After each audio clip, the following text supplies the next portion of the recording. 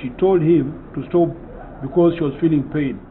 Sabiti wedde ku Lwokutaano twakulaga emboozi y'omusajja Junior tukwasibwe bw'era yasimbiddwa mu maaso g'omulamuzi w'ekiwayi kya kkooti ewozesa bakalintalo ekya International Crimes Division Richard Wejuli Wabwire eyamusingisa omusango gw'okujjula ebitannajja beekakana ku bana 12 n'abeekakaatikako.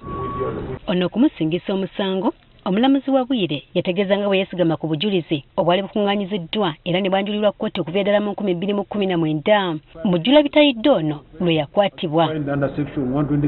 Era kyategerekka ng'ono bwe yali akuba abaana bano empiso wamu n'okubapiika amakerenda agabaziyiza okufuna embuto.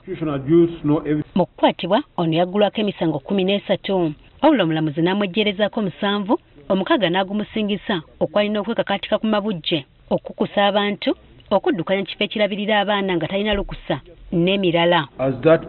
Omulamuzi oluvannyuma yalagira tukwasibwe azzibweyo mu kkomera e Luzira okutuusa olunaku olwaleero asobole okusalirwa ekibonyerezo ekimugyamu olw'emisango egyo.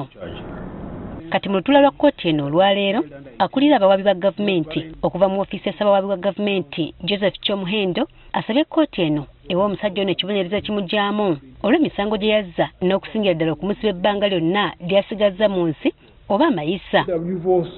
Kyokka wano tukwasibwe asabye kkooti emuwa ekibonyerezo kisaamusaamu asobole okuyimbulwa bunnambiro alabirire famire ye ne nnyina gw'agamba nti akaddiye nnyo ssaako n'abantu abalala abawera ddala 7 bagamba nti alabirira.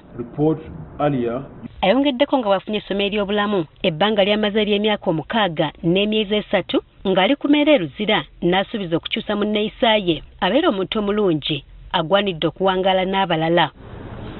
Oluvannyuma lw'okuwulira bino byonna omulamuzi w'ejjuli ategeezezza nga bagenda okwekennenya ensonga zonna ezoogeddwako okutuuka ng'ennaku z'omwezi 27 omwezi guno nga lw'anaamuwa ekibonyerezo kye.